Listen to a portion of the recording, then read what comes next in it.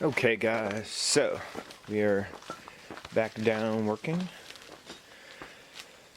It has been 2 absolutely wonderful days of the humidity is gone, the heat is gone, and it just feels absolutely wonderful right now.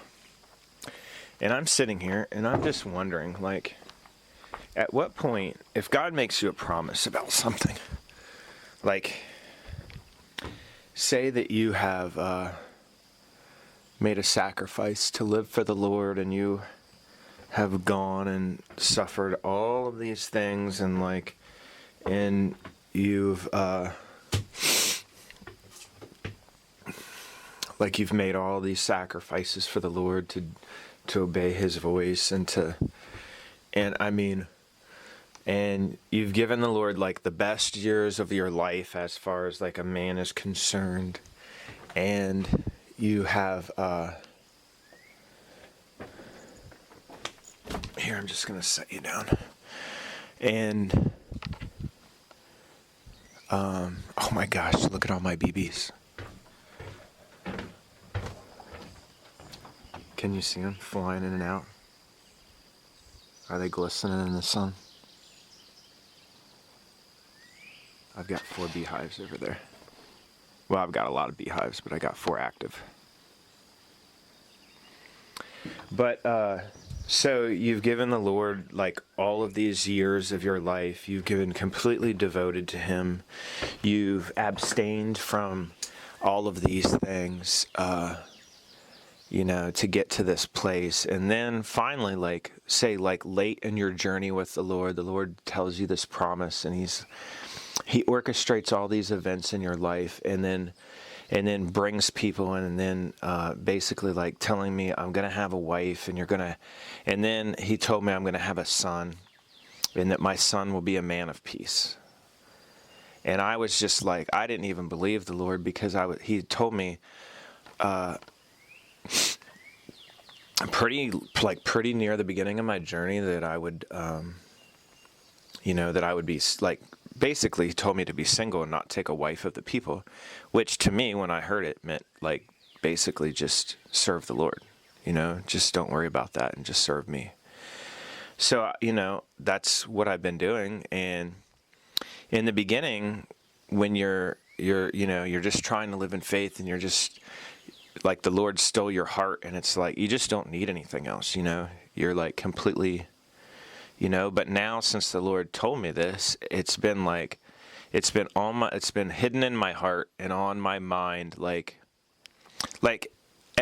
every time I do an offering for the Lord, I'll pour out a drink offering, not for me, for my wife, and for my promised son, like my wife whenever I meet her, and our future son. Like, guys, I've expanded greenhouses. I've done like anything. Like, I don't even think you know the extent. Like, if Noah built an ark, and Noah wasn't building an ark for himself, like, Noah's like, no, I believe God, I'll build an ark for my wife and my son, and for, you know what I mean? That is literally the extent of it. I mean, I can't even tell you. Like, I have a room already built for my son, clothes, all the things that he needs except for shoes, because I had no idea what kind of shoe size to buy him, but like stuff for like five years out. Like survival gear for a wife that I don't even have. Like, whatever I got for her. You know what I mean? And if we're going to have honey, I need to have enough bees for a family. If we're going to have food, I need to be able to raise enough food for a family. If I have a greenhouse, I need to make my greenhouse larger so it will work for a family. Like, and I've been like working on all of these things for so long, and the Lord has brought different people in and out of my life, but they've never been her. You know what? And you just knew that they were not her. And I got to learn all these things, through all of these things. But in the background, the Lord just keeps showing me, like, Hannah, Hannah, Hannah. And I'm like, and Hannah means God's grace, like in Hebrew, like Hannah, and So, because I said to the Lord, I'm like, it would be your grace if you actually brought me a wife. And the kind of like completeness that I had in me has been like God like took a piece of that away from me. And like, I know I'm never going to be complete again until I find this wife, this promised wife from the Lord. But it, like, what point, like, if you've been believing in this promise for all of this time, and yet the Lord basically never allows you to leave because you're at the ark and you're building the ark and you have to do this. And the Lord keeps showing you signs of all the reasons why you need to do this. And he shows you all the signs how like the nations aren't going to repent, how they think that they're the good people, how they don't understand why the judgment's coming. Like they don't, and so you're just there building the ark day after day after day. And it's like, how many days can you do that? How many years can you do that until you just kind of lose faith in the promise of the Lord? I mean, I don't know.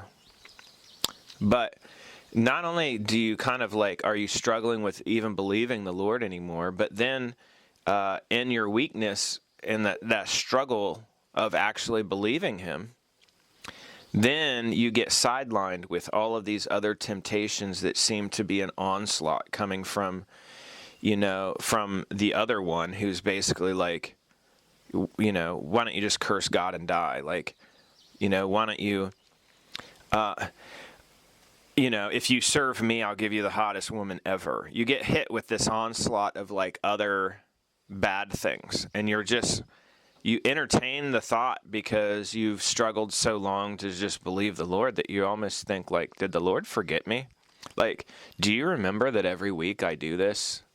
Do you remember all these things I did in faith? Like, has all of my life and all of these years not mattered? Like, why has no woman taken notice of this and who I am in faith and the things that I've done in faith? Like, why? Do you just start to think all of these things? And maybe I shouldn't be thinking those thoughts, but I mean, I do, so I'm just talking about it, So, I don't know. I was just curious what you guys thought. Like, do you keep on believing, or do you just finally say, nah, I'm just good. I'm going to go back to not believing that anymore, and I'm just going to be single and serve the Lord and get over it already. Like, what do you do there? I don't know. So, okay. And then that's how it goes. And then you're like, well, okay, back to, I got to build and I got to all these things. But the things never end, And you're just like, I could go back to doing all the things. I just want to have my wife here doing the things with me, So, I don't know, guys. Makes me a little sad. Okay. So, we're doing pretty good here. I went and picked up some other things from Menards. The motorcycle has 4 carburetors on it, and the one of the middle carbs, like the float got stuck, and it was pouring out gasoline. And I'm like, no! So, can you see the motorcycle out there? So, I couldn't drive to town. I had to drive the truck to town, and I was like, I was really itching because I haven't left here all week to kind of drive fast. And I was like, Lord, are you making this happen so that I don't go and drive fast tonight? But I started it this morning and everything's fine this morning. So I'm like, I don't know what's going on there. So maybe the Lord was saving me from a ticket or something. I don't know. So I did pick up some of these. We've got to frame out this thing like we framed out this thing. Okay. This one was a little more complicated because obviously it's on an angle, but it works. And then the button's kind of weird over there, but it still works. And then I found out, I looked up this Leipert screen. They want $500 for this screen, or this, like, so I have to fix the one because I don't have $500 to spend on a screen.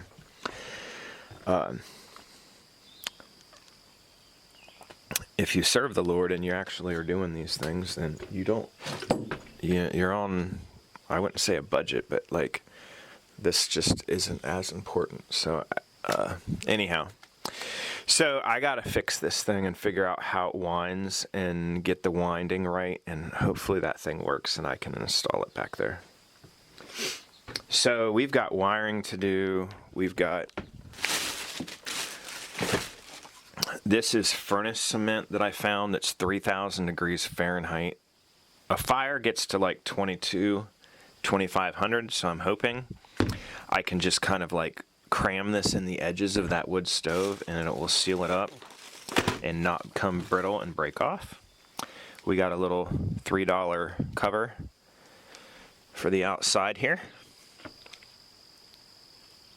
Oh, I didn't realize that it mounted like that.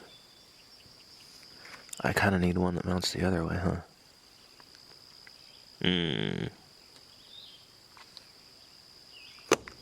I didn't know that, or I would have mounted it like that. Well, we might have to rethink that. I got some different kind of caulking because, guys, they wanted $12 for a tube of caulking, and I'm like, dude, what is going on? Caulking used to be $2, like $1.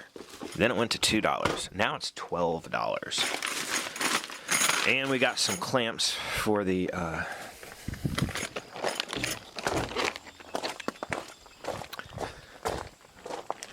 to secure our hose. Okay. So our propane's good to go. So I got a couple random little quick things to do. And then these are for our back edge thing. So I got to paint those black. I got to run this wire down. I got to run wiring for that and for the rear fan. Figure out how I'm going to wire those in to make them work. And then basically this is double insulated, and double insulated to there. The ceiling is double insulated to here. So as soon as I get this thing framed in and everything painted black and get that installed, I can put this last sheet in on the ceiling.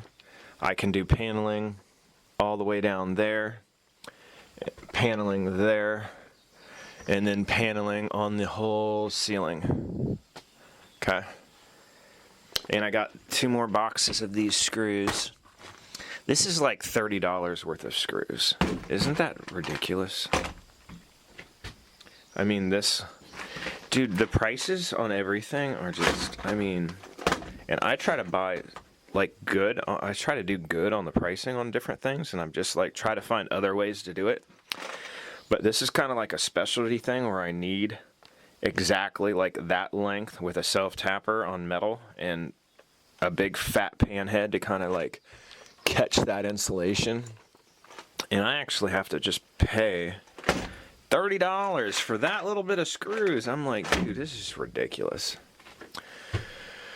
So the whole nation's going down and everything else, and it's like you build an ark and you did all these things in faith so that you can produce your own food, have your own water, your own energy, your own bees, your own greenhouse, your own everything, and you're working your you-know-what off trying to like keep up on all this stuff and believe in a promise and do all of these other things.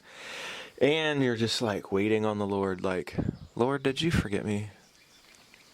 Do you remember, Lord, that I do all this work for you and that I love you and that I obey your commandments and that I've lived in faith and that I've been trying to teach people all these things for all of this time? And I don't know if it's really helped anybody, but did you forget about me?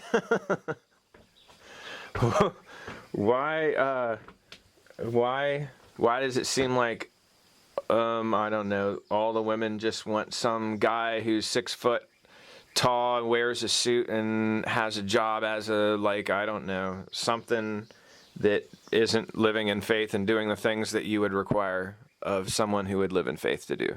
Why does it seem that they're like that and not like, I don't know, not like a woman deserving to have her spot in the ark and deserving of a good husband? So, I don't know.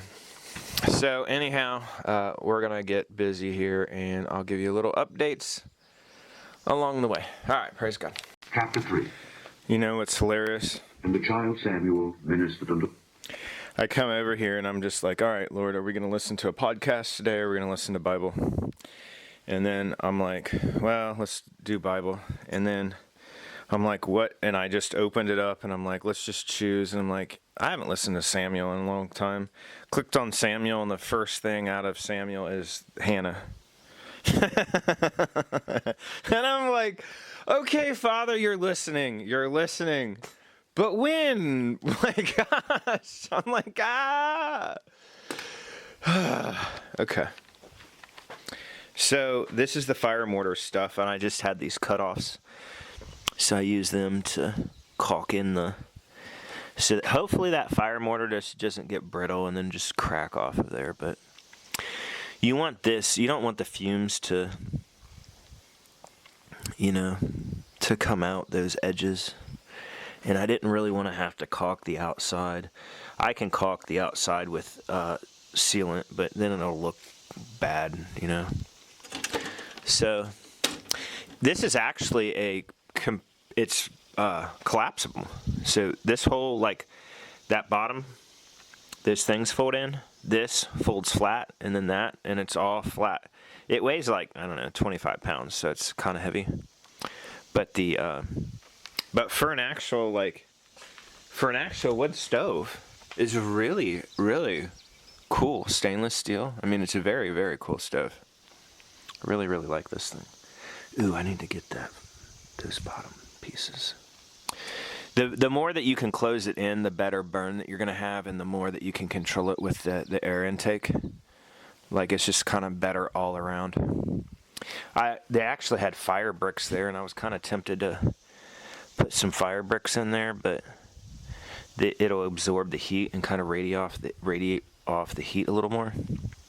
But we're going to do it like this. They were kind of expensive, and it gets rid of it about an inch. So we're not going to do it. If this ends up cracking, I'm definitely going to end up doing it. So we'll see.